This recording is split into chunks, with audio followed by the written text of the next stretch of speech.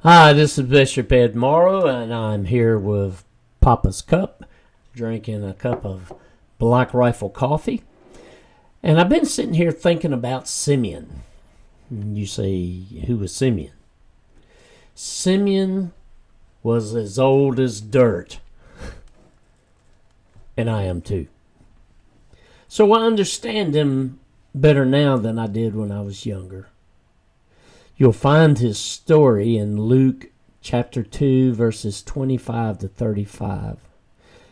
And if you were a Jew in Jerusalem in the early part of the first century, you would most likely visit the temple on several occasions and notice an old man hanging out near the main entrance.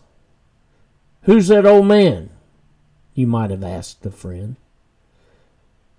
And he'd say, "Well, I've been to the temple every day, and he's always here." "Oh, him," you'd say. "I hear his name is Simeon." And the guy says, "Oh, don't worry about him. He's just a senile old man. He doesn't harm anybody." But why is he here at the temple? He claims he's seen a vision. He claims that God told him that before he dies that he will see the Messiah. And Messiah better hurry, though. He's pretty old. Most of us like him okay. And we kind of indulge his illusions or delusions, whatever you want to call them. All of his family is gone. Most of his friends are dead. And he just waits. He lives on the hope and the promise of the Messiah. It's all he's got. Luke wrote, "And he came in the spirit into the temple, and when the parents brought in the child, Jesus, to do for him according to the customs of the law, he took him up in his arms, and he blessed God, and he said, 'Lord, now you are letting your servant depart in peace according to your word. For my eyes have seen your salvation that you have prepared in the presence of all peoples, a light for revelation to the Gentiles and for glory to your people Israel.'" So in other words, Simeon smiled and he said, "I can go. I can leave this world now." That's all we know about Simeon. He's not mentioned in Scripture before this instant, and he's never mentioned again. There's no monument to him, no great tradition surrounding him, and he didn't write a book about his experience seeing the Messiah. All we have is Luke, the historian's passage. All we know about Simeon is that he saw Jesus. And you know what? That was enough.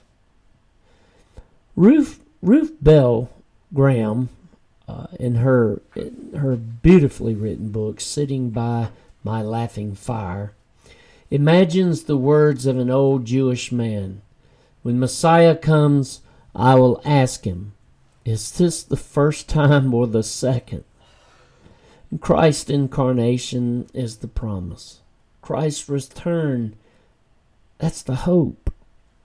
And before, during, and after his first coming, there is darkness, and God's people wait. Cyprian, an early 3rd century bishop in North Africa, wrote to his young friend Donatus, he wrote, "This seems a cheerful world, Donatus, when I view it from this fair garden under the shadows of these vines.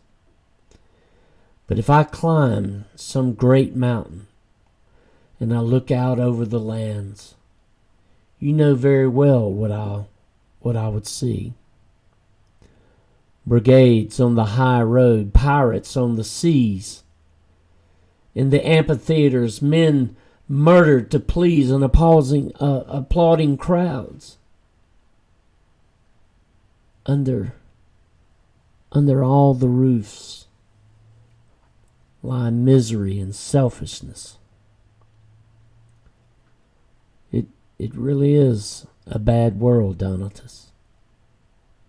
An incredibly bad world." All you got to do is turn on the news. Things haven't changed much. It's still dark, isn't it? What Churchill said about another time is still true, and especially true at our present time. He said, "Our problems are beyond us." The politicians keep making their empty promises.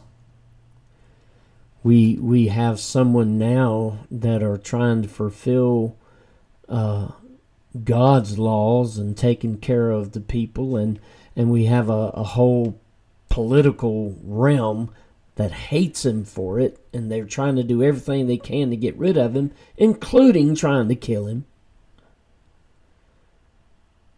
The sellers of trinkets keep hawking their wares and lying to us about how those wares will make the darkness go away.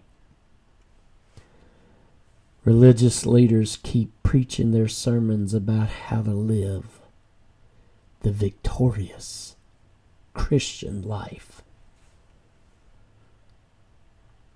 But it's still dark. And like Simeon, we wait. That sounds so bleak. Sounds so depressing. Well, it isn't. Isaiah the prophet wrote, also quoted in Matthew's Gospel, "The people who walked in darkness have seen a great light.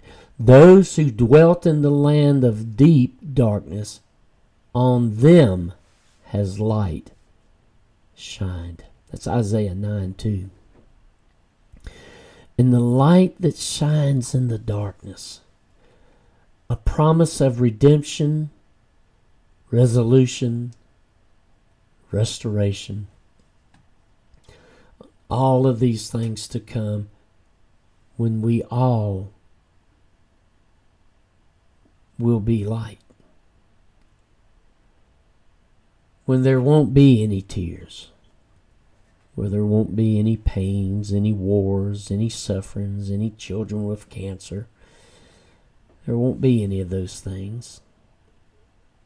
There is more from the quote that Cyprian gave, that I gave you. After referring to the incredibly bad world, he wrote to Donatus. He said, "Yet in the midst of it, I have found a quiet and holy people. They have discovered a joy which is 1,000 times better than any pleasure of this sinful life. They are despised and persecuted, but they care not. They have overcome the world. These people, Donatus, are Christians, and I'm one of them." So, like Simeon, we wait in the darkness, but not for long. Are you waiting in darkness? Stuck in between time?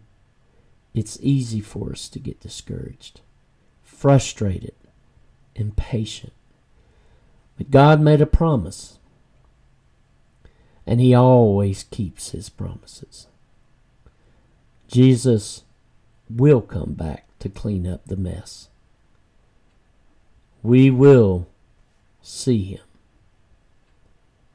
and it will be enough. In fact, it'll be more than enough. You think about that. Amen.